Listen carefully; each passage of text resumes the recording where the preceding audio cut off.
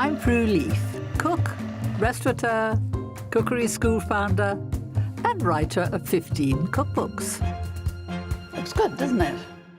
I'm in my 80s, so I haven't got time to waste. This series is all about the things that really matter to me. Family, fun, food, and friends.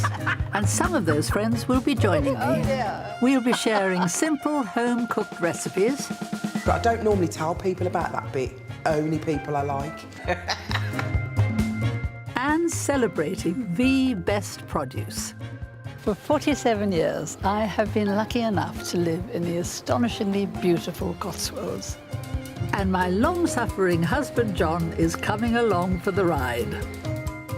Can you make that? Under instruction.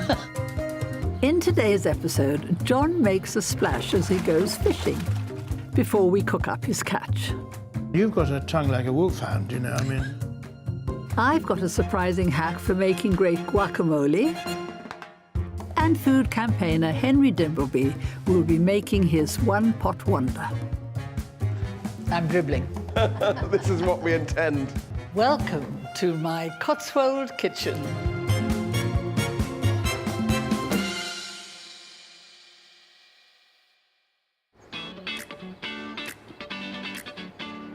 I love cooking for friends and family, and there's one thing my husband is always keen for me to do more of.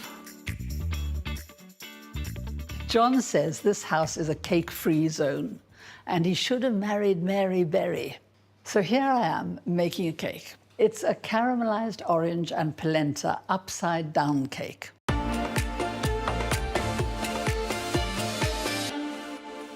It is delicious. It's one of my favorites. And like most cakes, you need to start with a bit of prep. So I've got that oven turned on to 160 degrees with a fan. And I've lined the cake tin, greased it, and put a bit of parchment in it. Now for the orange. The easiest way to peel an orange is to take the ends off so that it sits nice and firmly on the board, and then just cut right round like that, each time making sure that the knife takes all the pith. Then, when you've got your orange peeled, you need to cut it into slices about that thick. And I'm going to start with caramel. You need to get your pan on a nice hot heat, stick in the sugar, and then wet it. And then add a squeeze of lemon. Wetting the sugar helps to stop outside grains beginning to burn before the others are melted. And the lemon is there because the acidity will stop the sugar crystallizing. Then you want to leave it on the heat until it starts to bubble.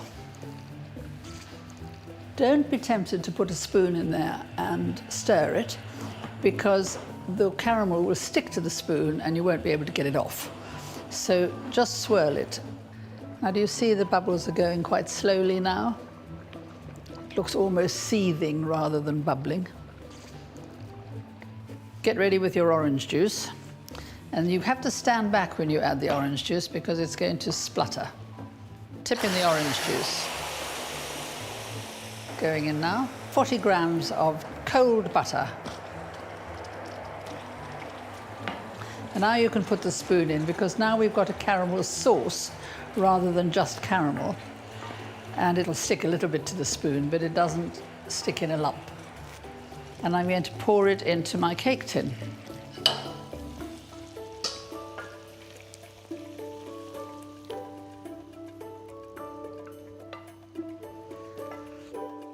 My next job is to arrange the oranges in the bottom here. Don't forget that when this cake turns out, that's going to be the decoration on the top. So we want them to look very nice. So once the caramel is a little bit cooled, it won't squish too much up the sides.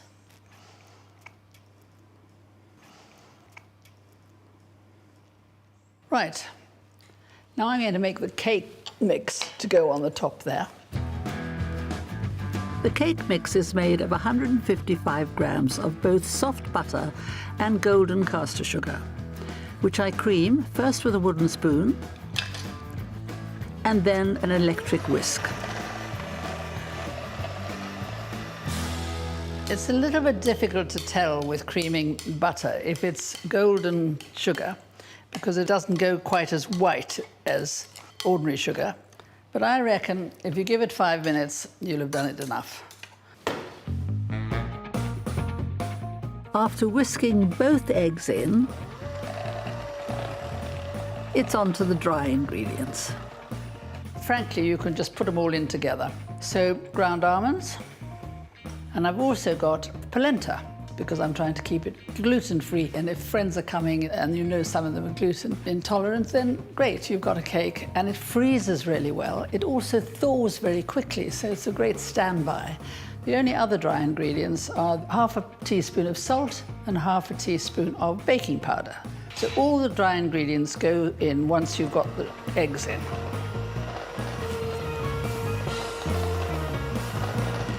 When cakes say dropping consistency, what it means is that when you do that, it'll fall off, but it needs to fall off reluctantly, not run off. So this is a bit stiffer than normal, but it's technically dropping consistency, but about like that. Right, now the difficult bit. I have to get this cake on top of all that caramel without all the caramel ending up around the sides, so I'm going to be quite careful with it.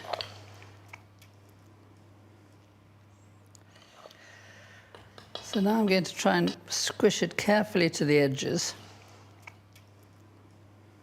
I'm not sure this is John's favourite cake. It's my favourite cake, but tough. Here we go into the oven.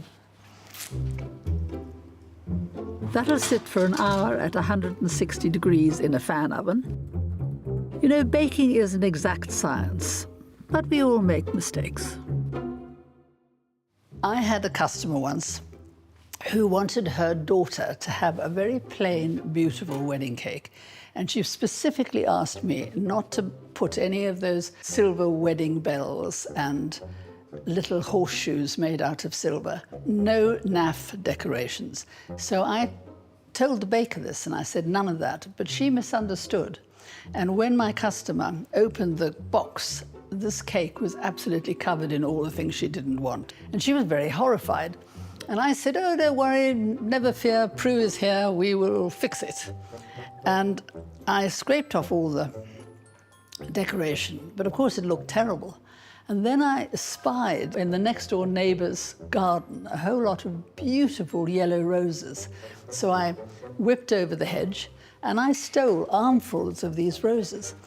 And I covered the cake with roses. They looked absolutely wonderful. I piped some whipped cream around the edge, put a ribbon round it, and it looked fantastic. But when we came to cutting the cake, the bride standing there, we suddenly realized that the whole cake was covered in little black beetles, and they had come out of all the roses, so that wasn't too good.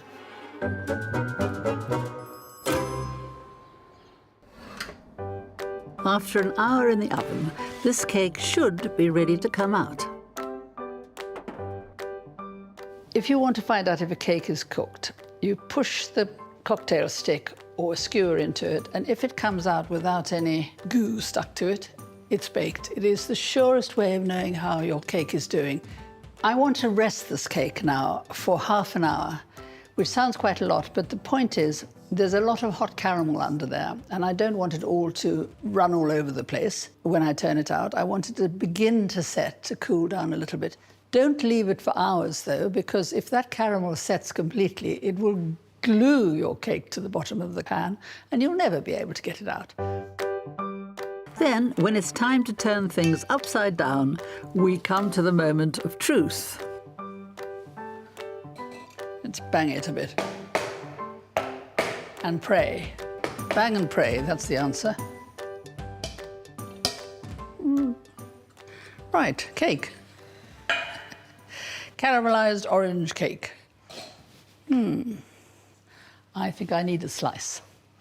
I want to show you what the inside's like. It's not that I'm greedy or anything. This is so that you can see what the cake crumb looks like. Do you see its lovely polenta-coloured yellow Beautiful. So a slice like that. And if this is a dinner party, I'd put a few pomegranate seeds on. I'm a great believer in pomegranate seeds. They have a little bite of acidity, which is delicious, sweet and sour at the same time. And they look so pretty. So why not? And how about a nice big dollop of creme fraiche to go with it? Yum. Perhaps that's a bit greedy. Never mind.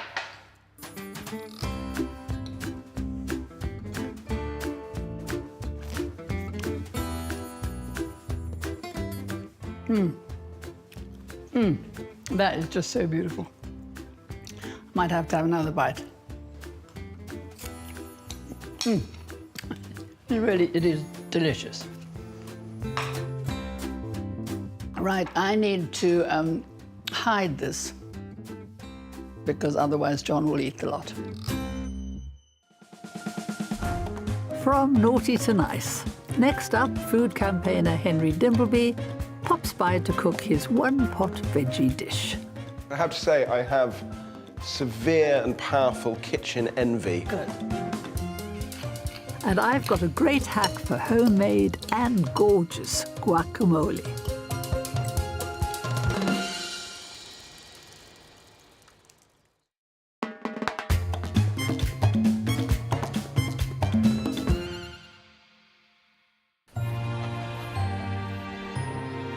People often think that homemade food always means hard work. But there are lots of dishes with maximum taste and minimum effort, just like this speedy guacamole.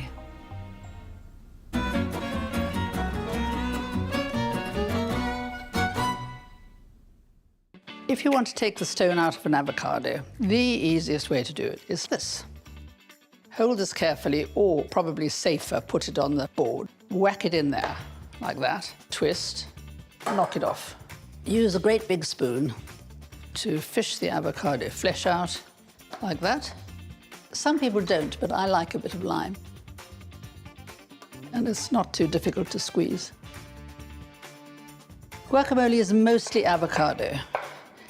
So that goes in. And then you want some tomato, nice and ripe. Garlic, not too much. Now this is chili. That's quite mild. Now I like it really lumpy. I don't like avocado mashed to a sort of paste. If you're going to make anything with an avocado in advance, like an avocado salad or this guacamole, and you don't want the avocado to go brown, you won't believe this, but it really works. The simplest trick is to put the flesh in a sieve and run the cold tap over it. Don't worry about lemon juice and oil or any of those others, old wives' tale. Put them in a sieve like that and just run them under cold water, and they honestly will not brown. I think that is the perfect guacamole, and all it's missing is some tortilla chips, which I will show you how to make later.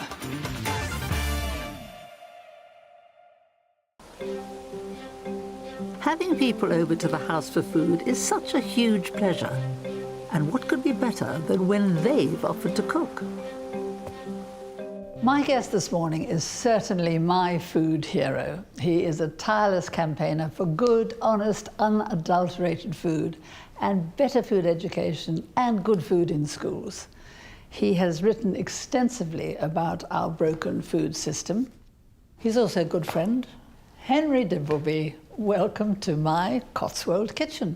Thank you very much. I have to say, I have severe and powerful kitchen envy. Good. Right, and this is magnificent. I particularly like this. That's good, isn't Brilliant, it? yeah. That's good. So, Henry, what I want to know is, what are you going to cook for me? I'm going to cook something that we make regularly at home. I've got 3 children, and we have been trying to eat a bit less meat. And this is a dish.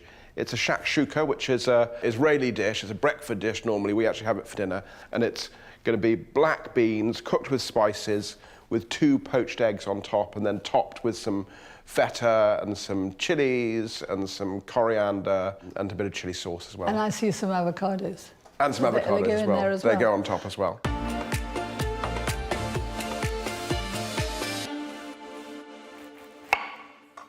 The first time I ever cooked on television was when I was, very briefly at the beginning of my career, I was a chef. But I went with my mother, who's a cookery writer, on television to cook.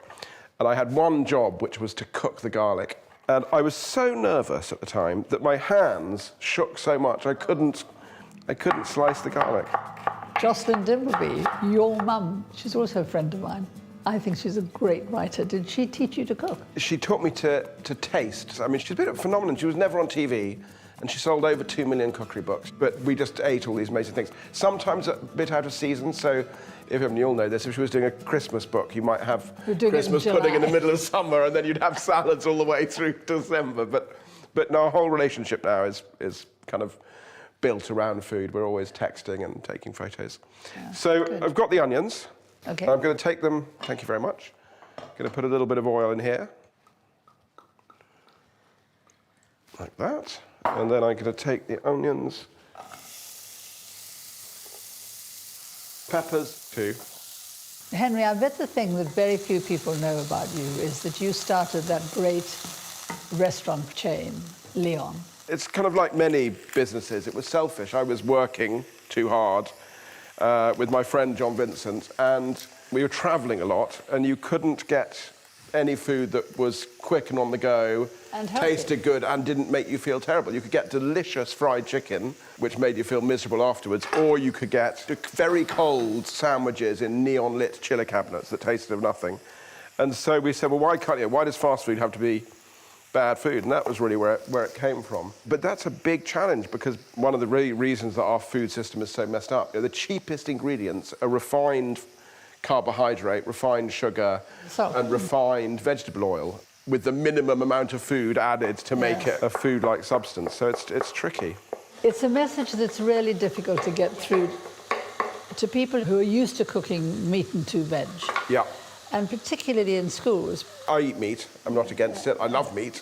Yeah. It just takes up a lot of land. Takes up about almost 80% of our farmland, and we need a bit of that land back to do other things. That's right. But theoretically, eating 30% less meat, it's 1 meal a day or 2 days a week. It's not a lot, but when you're used to that thing of a chicken breast that you can fry or a lamb chop, or to say, okay, well, I'm going to make the beans the centre of it, or whatever it is, that is very difficult. And most people, they've got a lot on. What's going in next? So next we're going to put in the spices. So we've got a bit of cumin here, which we're going to put in, like that. And then we've got a little bit of sweet paprika. So this is a dried pepper, not the hot form, lovely, warm, smoky flavour. And then just a few little chilli flakes. And then we have just some tomato paste. Henry has been instrumental in changing how the UK's school dinners are provided, though his move into campaigning wasn't entirely planned. I'm very much an accidental campaigner. Because of what we were doing with Leon, we were asked by the government at the time, John and I, to look at schools. And so we did some work on school food, which led to free school meals for all infants, new cooking standards, cookery lessons. 1 can of tomatoes, chopped tomatoes. I love the simplicity of any recipe that can be done all in one pot. And then 1 jar of beans. With all their juice. With all the juice in it, yeah. And actually, these beans, they're so good. You should just try a little bit, because they're so good. They are. And we'll just, we won't need any salt, because there's a bit of salt in here, and we'll just put these in like this. Let's talk a bit about chefs in schools. I started Chefs in Schools because the cook at my children's state primary school left. I was a governor at the time. The head teacher said, we're looking for a chef. And I tweeted, we're looking for a chef for this school, not thinking I'd hear anything about it. And this extraordinary woman, Nicole Pisani, who was the head chef at Yotam Ottolenghi's upmarket restaurant, Nopi, had been wanting to do something with more purpose. And she got in touch and said, can I do this job? So I went to the... God, Lord. I went to the head teacher. I said, look, we've got this head chef at this incredibly grand restaurant. She said, that's not going to happen. But it did happen, and Nicole came, and she spent a long time standing by the bins, seeing what they were throwing away, asking them why. But over about 3 years, she really cracked it. And then a friend of ours said, my children's school is terrible, you should be doing it more broadly. So we set up this charity, Chefs in Schools, and what we do is we work with schools to help them, if they need to, recruit a new chef or train up their teams. I've only been to one of your schools, two of your schools, one in Soho and one in Hackney. And both of them, the children loved the food and loved their chefs and would talk about it to you. Real change. You need people who care, doing it from the bottom up, and that's what we hope to be part of. I'm going to put some lime into this now. Go on then. So this will just give it a bit of a tang. And then we're going to put the eggs on top to poach them. 80% of how good the dish tastes is that last moment when you're putting a bit more acid in, a bit more oil in, a bit more salt and pepper. And you can cook a dish that would be amazing if you don't get that acid and base stuff on. So we're now going to put the eggs on. The idea is to put them on, you crack them on top of it, put the lid on, so that the steam poaches from the top, they get cooked from the bottom. The idea is to have them runny in the middle. So we're going to put that on there. The eggs are cooked in just a few minutes before the final pieces are put in place. The toppings of feta, jalapeno, avocado and coriander. Perfect. Take that out like that. Oh, yum. Doesn't that look beautiful? I'm dribbling. Good. This is what we intend. Oh, doesn't that look perfect? So really simple weeknight supper. Too hot? No, it's absolutely lovely.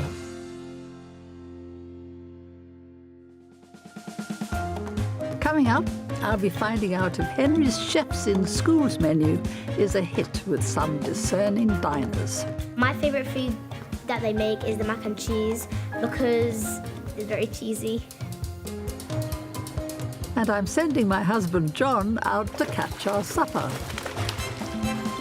How good is that?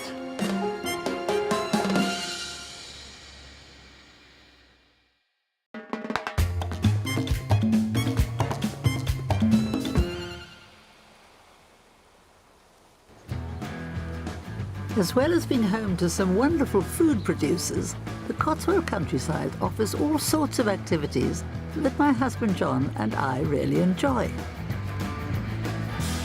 I'm a huge fan of fly fishing, and on my 80th birthday, we took a bunch of friends fishing on the Spey River in Scotland for a week. John and I did not catch a dicky bird, nothing. So I hope today he will bring a trout home. After all, he's fishing in Byberry Trout Farm, which means, I think, pulling a fish out of a pond.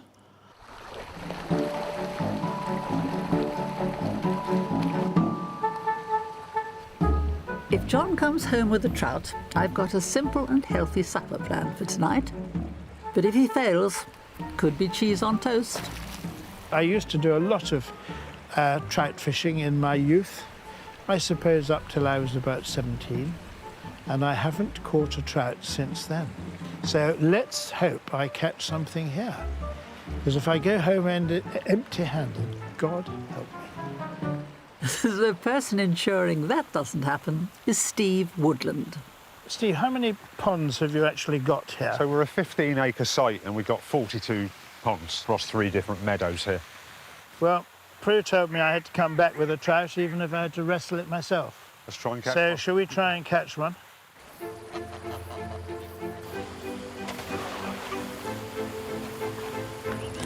Why did they make a fish farm here? I think as a site, it was an ideal scenario, really. You've got the River Colne that runs through the centre of the site. You've got a man-made mill stream that runs around the back. And the Colne Valley itself is heavily spring-fed. So from a water quality point of view, it was perfect, really. How many fish have you got in here, and what are their size ranges? I think currently we've got about 600 or 700 in this pond. They're averaging about 1.5 kilos at the moment. Let's do a little bit of feeding.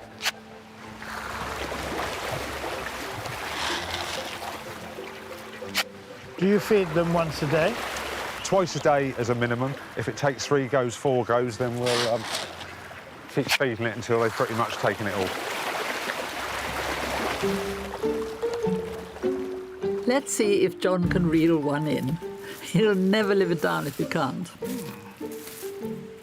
Oh, well, Steve, what have we got here? This is the sort of fishing bucket. Yeah, it's what we call our catch-your-own or our beginner's fishery. Right, with, this looks to me like a reelless rod. Make So, it come off there, John. is it? Right, so I think we need another bit of corn on there. I have never done anything like this before. So let's see what's going to happen. Go on. Ho, ho, ho. Go. Oh, sorry. Nearly. Come off, look. Nearly. Put you some Come more off. bait on. Fishing normally requires skill, but John is fishing in a stocked pond, in a fish farm. Go on. Is that it? Well, that was easy. Oh, Nice rainbow. how good is that? Well, I tell you what, young Prudence is going to be delighted. Can you tell her how I wrestled it to the ground and it was a very emotional experience? Of course. Thank you. A lovely rainbow. My goodness me, isn't that a perfect size?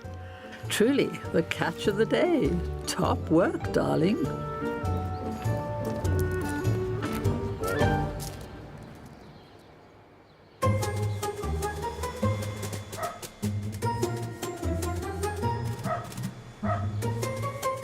Next is one of my simplest time-saving kitchen hacks. Earlier, I showed you how to make a lovely guacamole, but I was complaining about not having any tortilla chips. So I'm going to make some.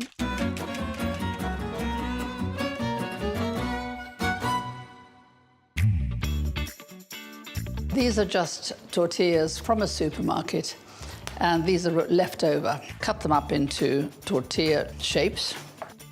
Put them in a bowl. We need a little bit of oil, a bit of salt, a bit of pepper, and I think a bit of cayenne pepper. Not too much, just to make it a little bit spicy. Turn it. It's quite fun doing this, it feels nice. Spread them out so they won't stick together. They need about 10 minutes in a hot oven. Well, anything between 180 and 220.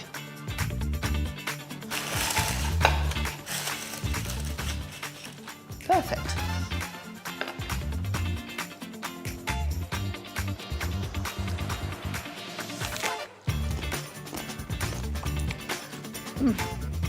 They're lovely, and the tortilla chips are really crisp right through, and just a little bit spicy, but not enough to overwhelm the avocado.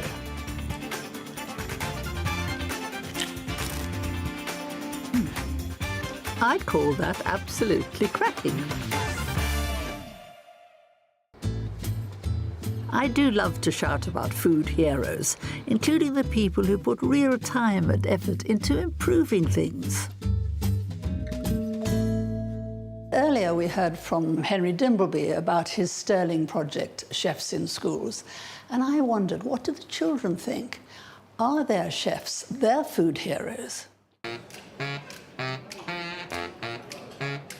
My favourite food that they make is the mac and cheese because it's very cheesy. One is the tacos and one is the curry. Either the pepperoni pizza or the fish and chips. Here I'm just prepping some cauliflower, which we're going to roast, probably with just some salt, olive oil, maybe some rosemary. Octavia Spray trained as a chef, but after years of working in high-end restaurants and mixing with Michelin-star chefs, she decided she wanted to go back to school. I don't really love the back-of-house nature of being a chef. I wanted to interact with people who were eating my food and explain how dishes had been prepared and maybe teach a bit more of cooking and cheer up a couple of the children's days, make them eager and look forward to eating. Octavia found out about the scheme that puts chefs with her level of skill and experience in school kitchens across the country, schools like Redriff Primary in London.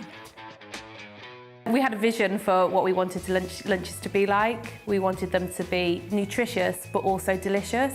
We knew that we needed some support, and that's when we started working with chefs in schools. Cooking for pint-sized punters does come with its challenges. Children are fussy, I think. That's the thing. Children are fussy, they have their set ways. Their mum cooks it this way, their dad cooks it that way. A lot of it is trying to get a balance of different foods during the week, try and expand their palates a little bit, get them introduced to some new spices and things like that.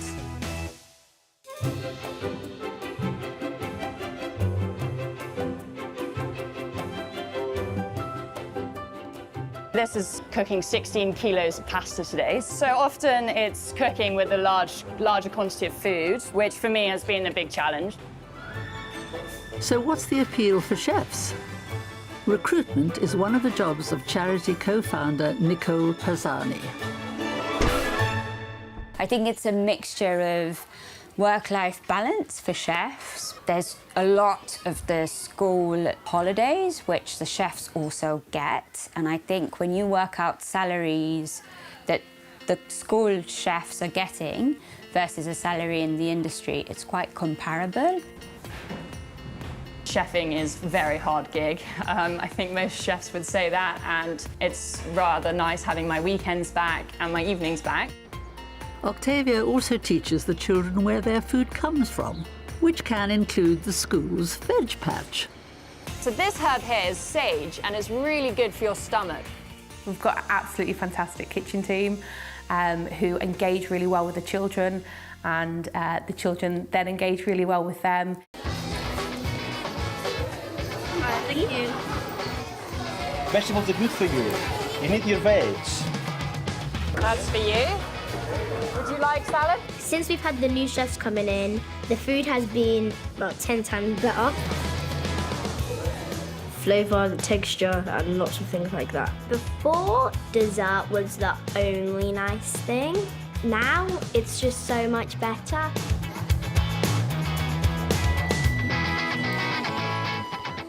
Some of my friends, they see it and they're like, I don't think I'm gonna like that. Then they try it and they're like, this is delicious. And I give you some of these seeds as well to try. They're pumpkin seeds, they're toasted, they're nice. Let me know if you like them. Today we had these seeds that I'd never eaten before because I don't normally eat seeds. They were really nice.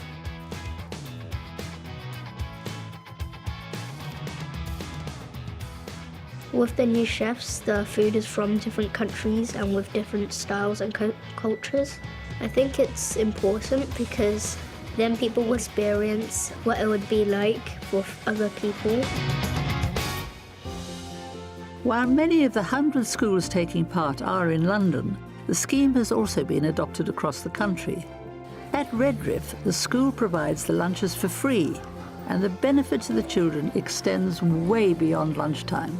We know that they're getting the nutrition that they need, and that in turn really supports them with their learning, especially in the afternoon where sometimes you can see a drop-off, and then that in turn supports their behaviour as well. Once you put food in the heart of a school, you could see the benefits of it for the children and for the community. The effort at the end of the day is so worth its while.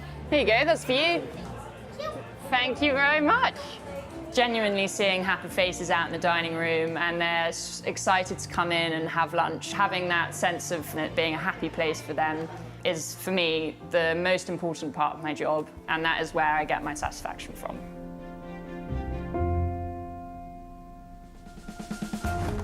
Coming up, John and I are going to be pairing his fishing catch with some interesting sides and a basil-based cocktail. Chin chin. There we go.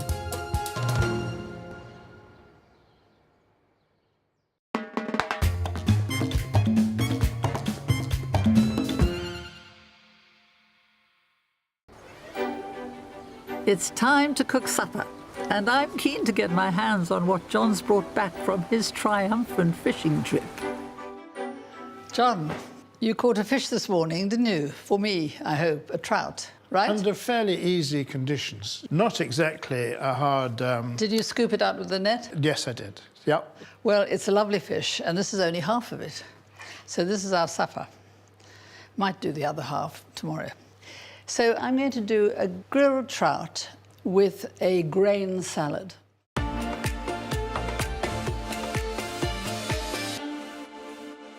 Let's get the trout under the grill. The most important thing is to cut a few little slits. You have to have a good sharp knife through the skin, like that.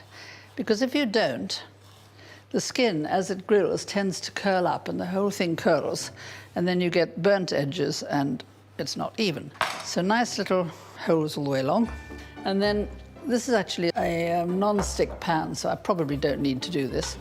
But if you don't have a non-stick pan, it's worth greasing the bottom of it, putting the trout on it, a little more oil on the top, like that, and then some sea salt, which I like it to be on fish skin. I love fish skin. You're not so keen on the skin, are you? No, I always give it to you. And I usually eat it. Anyhow, that's going under the grill, in here.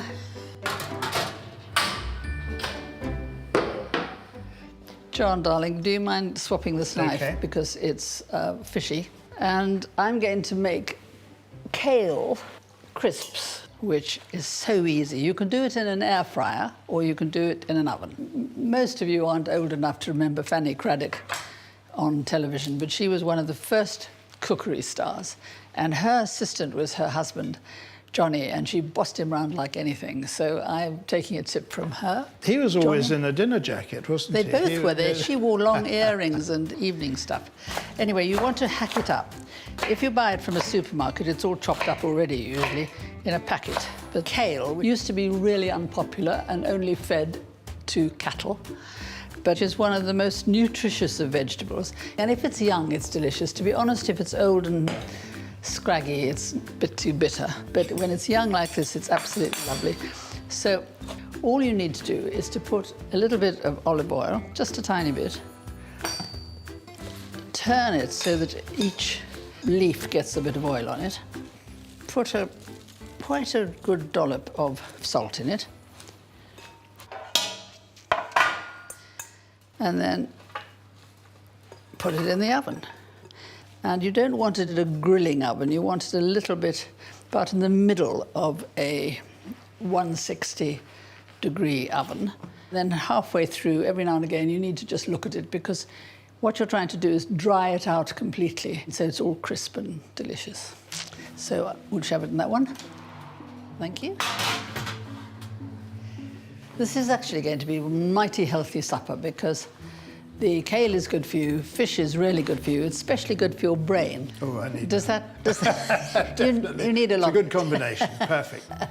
I think the trick with fish is to try to get sustainable fish because we are depleting our seas of fish. But this one was caught by you. Well, it's in a fish farm, so... It's in a fish farm. And living actually, a happy life. And good, well-run fish farms are much more sustainable and Sure. better for the sea and everything else.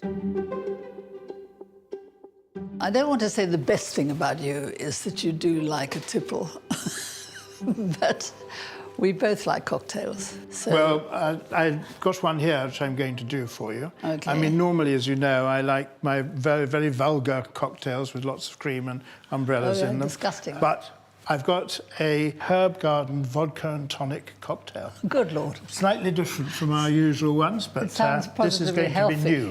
Could we have a healthy cocktail? We have 150 grams of sugar. All right. Okay, in it pops. And we've got 150 ml of water. And then we... wiggle it around. And then I'm going to be, I think, a generous, so you get a real taste of basil. And swirl it around a bit.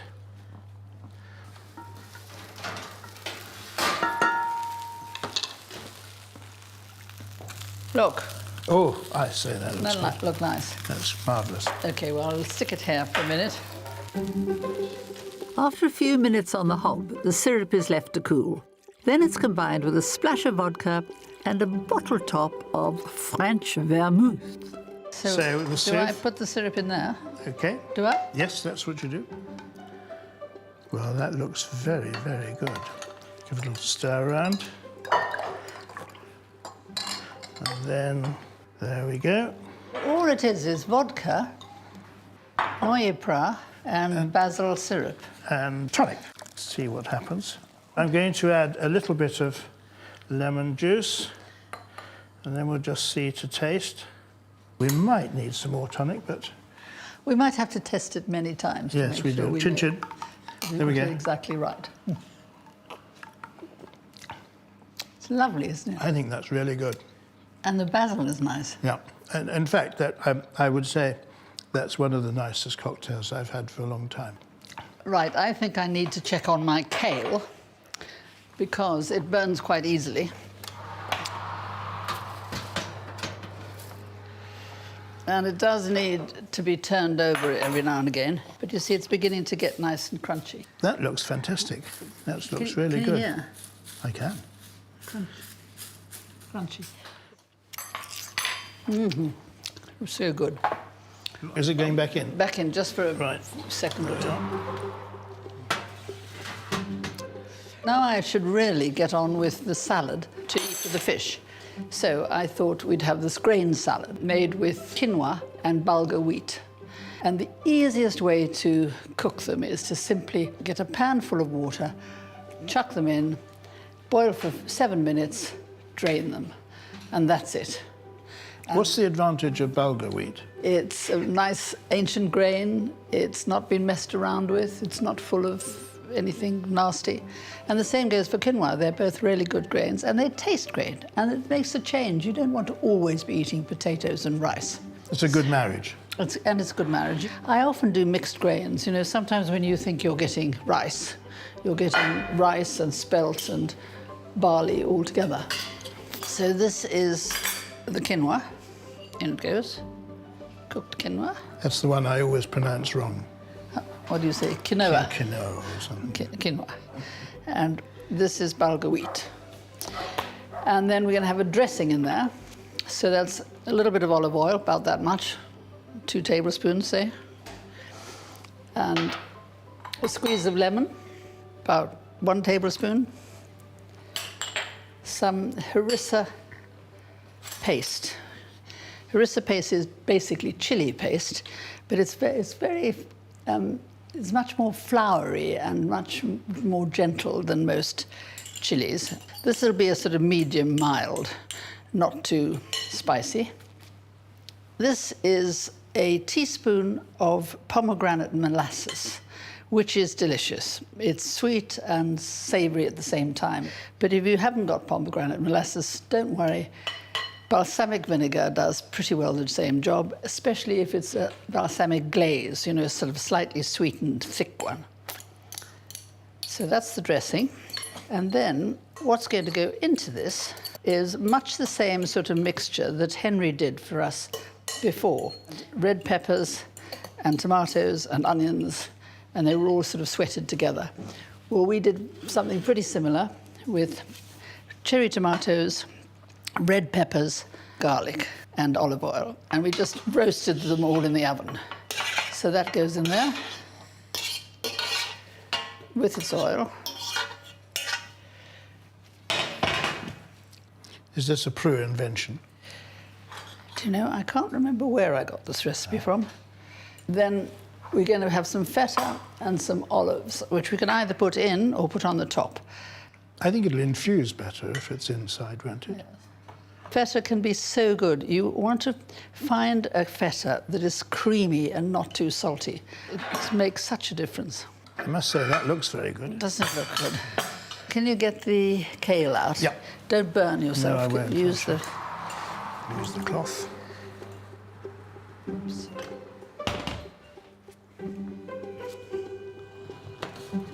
Then we want the fish on the top. And the kale all over it. We've got some lovely textures there. So there we are. That's grilled trout on a grain salad with kale chips. Can we have a wee taste? It looks so good. Okie doke. Shall I give you a little bit on here? No, just little tiny taste would be lovely. You want to stick your fork in there? No, you go on. You go on. That's it. Lovely. Ooh. There we are. You don't like the skin. That's all right. That's it. Lovely. I might have to help you, you know. Okay. Can I? Well, you've got a tongue like a wolfhound, you know. I mean, I went just easy. It's only when you eat ice cream that I have a tongue like a wolfhound. It's good, isn't it?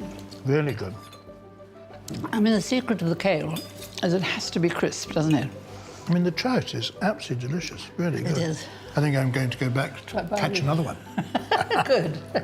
I hear on the grapevine that you made a cake this morning.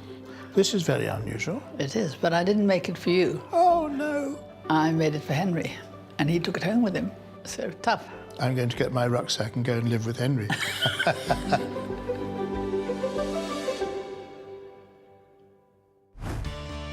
It's been great fun sharing more of my Cotswold life with you. Join me again for more time spent in stunning scenery with good friends and, of course, making delicious food.